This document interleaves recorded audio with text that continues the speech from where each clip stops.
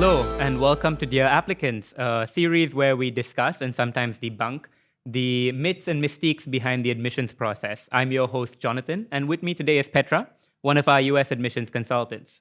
Petra studied in an international school in Southeast Asia before moving to the US to attend the University of Pennsylvania, where she attained a degree in history and politics before taking a turn to the admission space with us.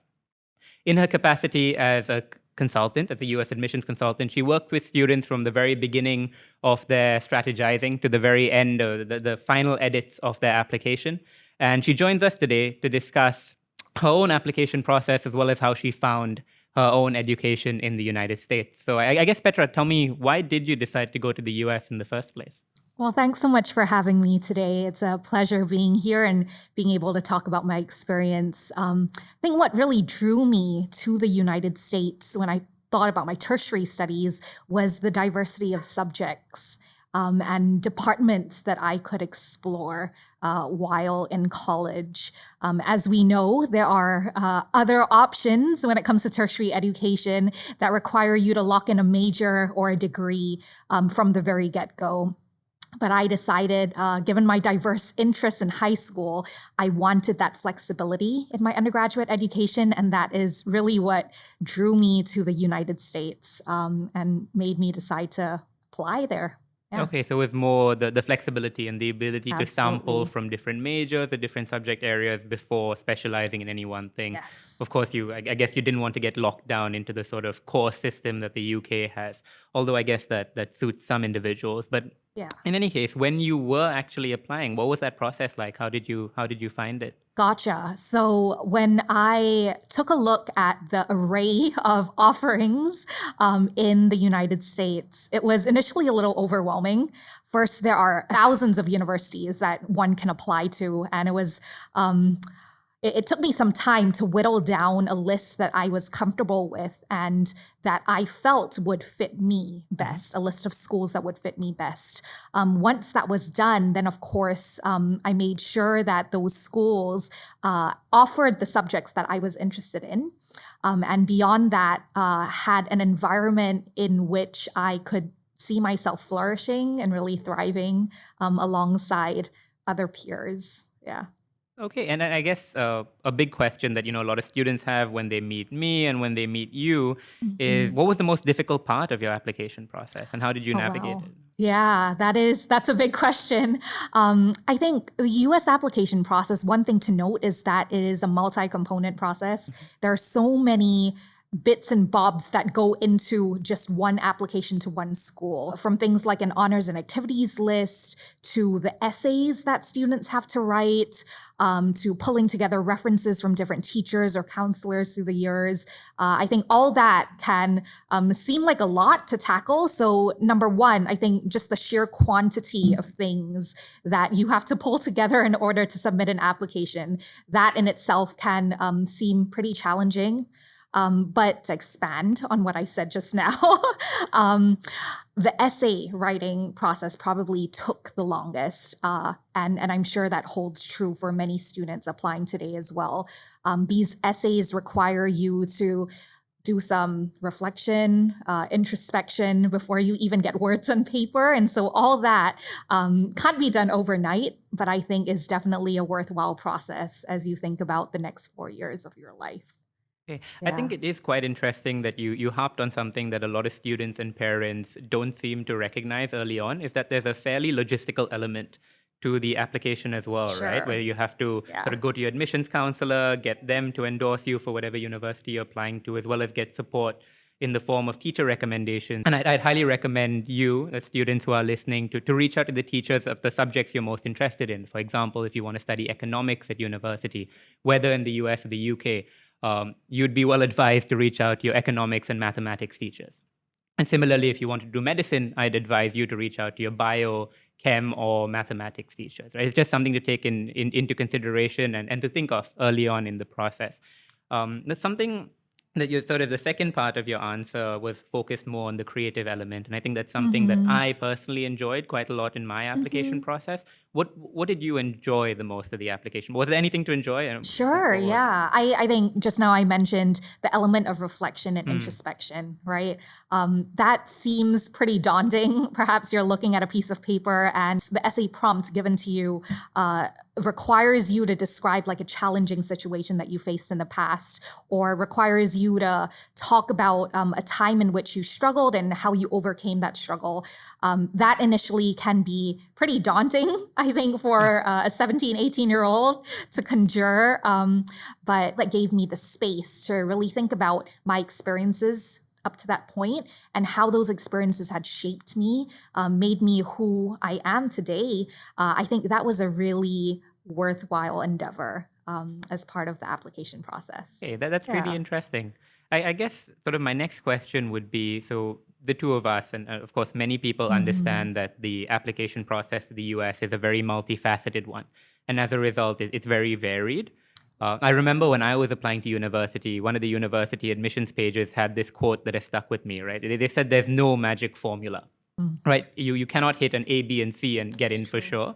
Yeah. And so given that the process is so varied, was there any particular approach that you took? Well, again, we're going back to the fact that this is a multifaceted process. And so one piece of advice I always give students, and I would highly recommend people bear in mind, is to really take advantage of the different components within the application. So make sure that across those components, you get to showcase different facets of your personality, different aspects of your profile, that you get to highlight different wins through the years, right?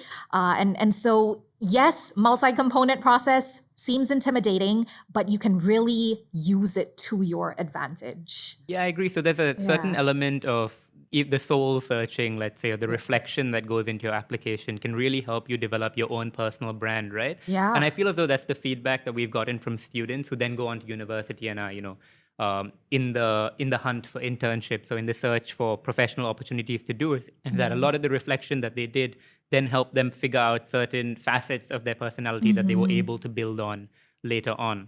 But let's move track a little bit. Sure. And right at the beginning, I had told our listeners that you went to UPenn. So I guess, why UPenn? Why settle on that university in particular? Obviously, it's an Ivy League, but were there any other reasons? Absolutely, yeah. Aside it being a prestigious school, I think one thing that really drew me to Penn was its diverse student body. And this diversity means that I got to rub shoulders with people from different walks of life, people with different backgrounds. And together, as we spent 4 years doing life alongside one another, I got to learn not just within the classroom, but also outside the classroom. And so this diversity led to a whole range of student organizations that were made available to undergraduates at the time. And so I got involved with organizations that were in the political sphere, that were in the cultural sphere, and all these experiences put together made for a very colorful and exciting 4 years at Penn. And so that was one of the key attractions, I would say, that led me to apply to Penn. And of course, Penn being in Philadelphia, I think makes it incredibly well situated. When you take a look at the northeastern part of the United States, Philly is actually 2 hours from New York, which of course we know is a cultural financial hub. And Philly is also 2 hours from DC. So if you are looking for political internships or job opportunities, it's really nice to be kind of nearby that hub in the United States. And so I thought Philadelphia would be a great place to be for 4 years, but I can also kind of take advantage of where it's located in relation to other big cities in the United States. Okay, so you mentioned quite a few factors that I think are quite important to take into consideration. I think that the two biggest ones over there would be location as well as sort of diversity of student body. And I think that is really important, especially for an international student, right, who's looking for not just an outlet to the US or to the UK, but also for diversity of opinion, of background. And like you said, I think it leads to a more vibrant campus life. So if you're somebody who's looking forward to get to grips with the school community, diversity is something to take into consideration. Like Petra mentions, UPenn has the most diverse student body amongst the Ivy Leagues. Another one that pops to mind is probably NYU, which is famous for its 25% international student body. So these are pretty cool factors to consider. And then, of course, there's the location. I think some people prefer the idyllic lifestyle sort of in the back of beyond in the countryside. So there's quite a few universities that come to mind, while others prefer the hustle and bustle of cities, right? So students who go to NYU and Columbia, I'm guessing, prefer being in that, I guess, say, financial and cultural hub of the US in the form of New York. So yeah, thank you for sharing that with us. No worries. In terms of school community and campus organizations, were there any particular organizations or activities that you really enjoyed or that you were particularly active in? So you mentioned at the very beginning that I actually spent most of my schooling years in an international school in Southeast Asia.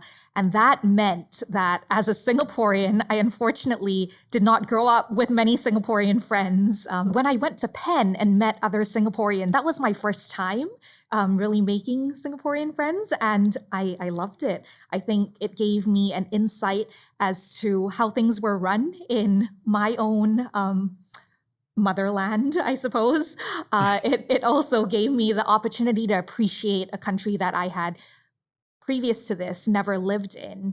And so that was one of the highlights, unexpected highlights of my undergraduate education. I go to the States. I was looking forward to meeting people from other countries, and many of my close friends ended up being Singaporean, and that was a bonus. Yeah. That must have helped when you moved back to Singapore. For sure, certainly. yeah. Cool. So touching on the point about Philly being well situated, were there any interesting things that you were able to do, say in the summer or any spring break or any other vacations, road trips or the like? So Philadelphia is very near this area called the Poconos, where you can do a lot of outdoorsy things, especially when the weather is good. And so in the summer, I remember going to the Poconos once to whitewater raft. That was enthralling. And then in the fall, of course, to experience fall foliage in its glory in the northeastern part of the United States. It is great to be outdoors. And so being in the Poconos for that as well was a highlight for sure. Yeah, I mean, I'm really glad that you made good use of your time there to sort of explore everything that was available to you. That's pretty cool. So I guess moving on again, and now of course you went to UPenn rather for 4 years, and you've been working in the admission space for quite some time as well. And in that capacity, you meet tons of students, right, day in and day out. Do you find that there are any misconceptions that students have about the admissions process or even attending university in the US? Sure. Let's start with the admissions process. Okay. I guess a common misconception I often encounter among students is that there is a surefire way to kind of get into their dream school. You said just now yourself, there is no magic formula. And again, given the fact that the United States college admissions process is such a multifaceted one, there really is no way of gaming the system. Right. And then, of course, with the actual experience of studying in the States, it is common to think that it's all about partying, Greek life. We see that a lot in Hollywood movies. And I will admit that there is some truth behind that, but that is by no means all there is to the United States college experience, right? The college experience is so varied. Depending on the school you go to, Greek life might not even exist to begin with, or if it does exist, perhaps it might only affect maybe 40% of the student population. And so there are so many ways in which you can choose to spend your waking hours outside the classroom. Definitely not limited to joining a sorority or fraternity. There are so many other ways in which you can get plugged into the student body. I'm guessing from that lack of endorsement, you didn't join a fraternity. I did not, but many of my close friends did, and they loved it. And so I think, again, it depends on what you want out of your 4 years when you're in the States. Yeah, I found that a lot of Yeah. friends that I had from the States had also joined fraternities or sororities rather, not for the partying life, but Yeah. because it was in and of itself an affinity group. So, right, so related to one particular background or one particular spiritual faith, or they were looking for a community of Yeah. like-minded individuals. So I guess in that sense, the frat life isn't all that bad, but certainly university is significantly more than partying, passing out on the front lawn, Oh, and for then sure. football games, although I'm sure the football games are tons of fun. Did you ever go for those? Yeah, we did. And Penn has a unique tradition of throwing toast at halftime. So did you Yeah, get in on the toast that's flinging right. action? Yeah, it sounds a little wasteful now that I verbalize it, but it is a tradition. Traditions, Yeah, yeah. So just throwing it onto the field. that's right. Oh, Yeah, and then we've got a toast mobile that will pick up all the toast once it's been thrown out. Yeah, Okay. Well, I guess every university has its quirk, and I absolutely. guess a little bit of research and talking to people who've actually been there tease these out. But the more you know, right? I guess so. Again, given the experience that you have, is there any advice that you have for students who are interested in studying in the US? I think we've spoken at length about how many things actually go into the application. So my biggest piece of advice would be to get started early. That could mean doing your research early. So finding out what schools really appeal to you. Start that process now. There's no date that is too early for you to begin that research process. And then beyond research, of course, when it comes to pulling together your application, that will take time. That will take some logistics and planning as well. And so by all means, do not leave it to the last minute, but reach out if you need to get those recommendations early. Reach out if you need that essay support.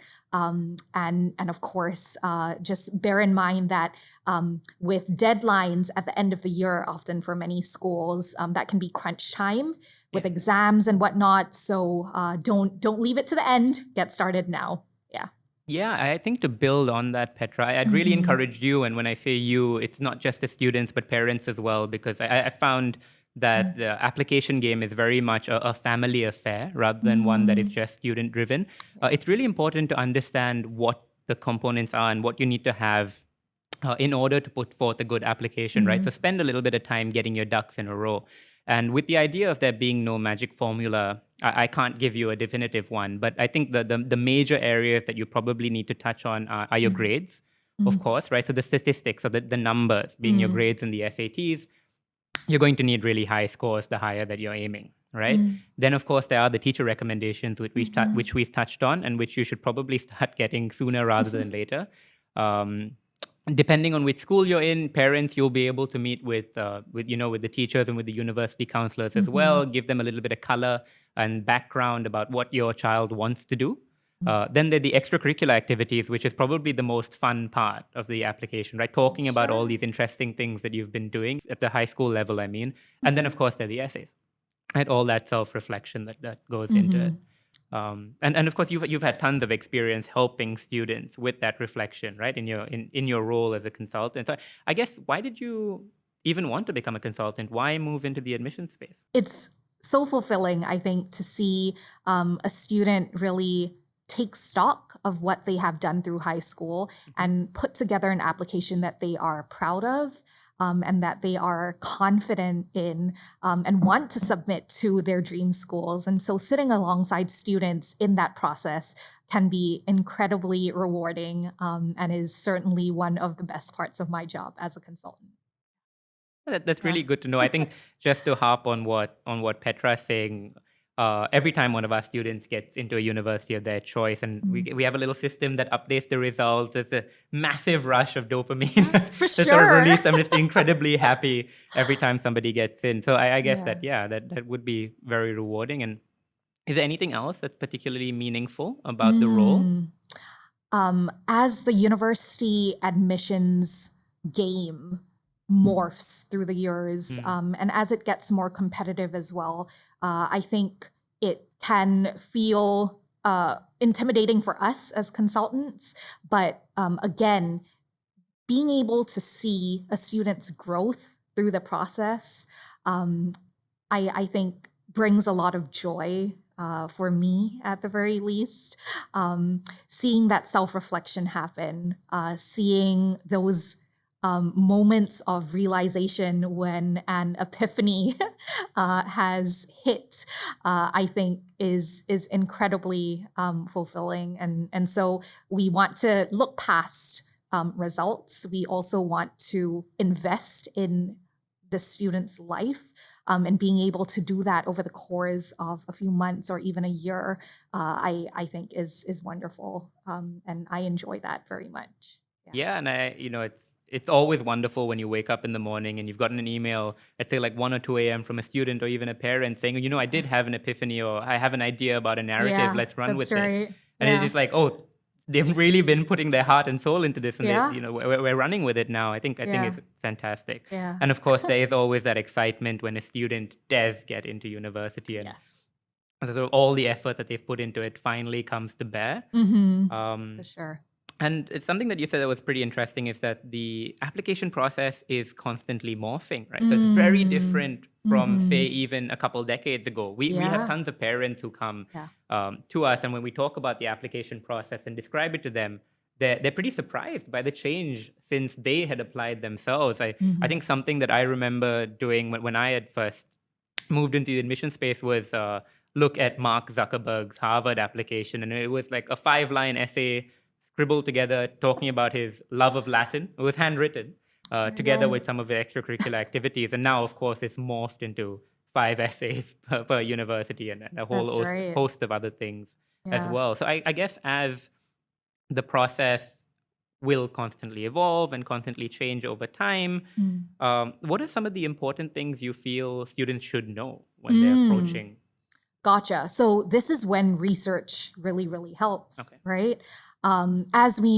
As you mentioned just now, things are constantly changing. One of the most recent changes we have encountered will be the SAT moving into a digital format, and so being prepared for changes like this early on, I think, can really benefit a student.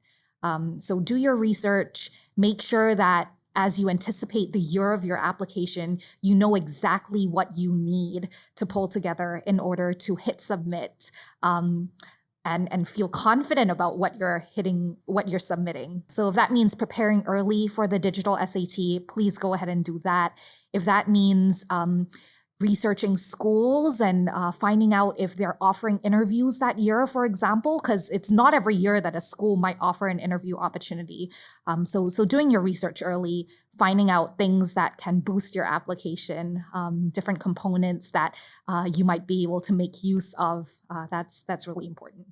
So you have quite an array of tips and sort of tricks to give students. I guess, were there any tips that you wish you had when you were a student and in high school and when you were applying? Sure. I am thankful that I had a school counselor and also parents who encouraged me to get started early.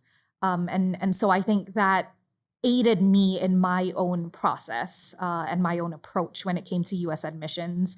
Perhaps what I did not do much of was take a look at schools on the West Coast. So I was a student who looked solely at the Northeast and only applied to schools in the Northeast. And that wasn't due to an unfamiliarity with the United States, but perhaps just a desire to live somewhere new, somewhere I hadn't been situated in prior. But in working alongside students through the years now, I can definitely see the appeal of West Coast schools, and more so than that, the West Coast weather. So I guess, part of me wishes that I had explored that route as well myself. You weren't surfing a lot on the East Coast. Ooh, unfortunately not. Yeah. I think so. So missed opportunities. Well, always vacation, I guess. But so it sounds to me like the biggest thing for you, let's say thing, is that you had a very effective support network. I did. And to answer your question, to go back to your question about what I wish I'd done more of, I guess I wish I hadn't narrowed my scope so quickly and so soon. To just that geographical area, to the correct. US. That's right. To that geographical. Right. region. I wished I had spent more time perhaps exploring other options in other parts of the United States. I think that too never hurts. Right. But I think it's important. The support system is an important point, right? To go back to the first part of what you were saying. And I think having parents, a university counselor, friends who are able to give you feedback and comment on not just the writing, but even the reflective bit of work that you do is something that's really important, right? Getting this For sure. external input and just getting other people's perspectives on yourself. I think that's probably one of the more important parts of the application process. Feedback definitely helps along the way. Yeah, I think that's definitely something that I had benefited from during my process as well. I must say it was mostly friends that were. That's fair. I went to boarding school, so it was mostly my roommates that were sitting there and scouring through my essays to make sure there were no silly mistakes and everything made sense and really making sure it was compelling. But I think, Petra, that brings us to the end of our segment. Thank you so very much for joining me. You've My been pleasure. an absolutely wonderful guest, very forthcoming, and I really appreciate all the worries. detail that you've put into this. Did you have any last words for us or for our listeners? I guess for the listeners, if no matter what age you are, it's never too early to get started and get thinking about what is it you want out of your 3 to 4 years of tertiary education. And of course, to those who are looking at applying in the upcoming season, all the best. And we would love to be of support as well. Well, thank you for those final words, Petra. And thank you, dear applicants, for joining us today. Please join us next time as we continue to discuss, explore, and debunk the application process to both the US and the UK. Thank you.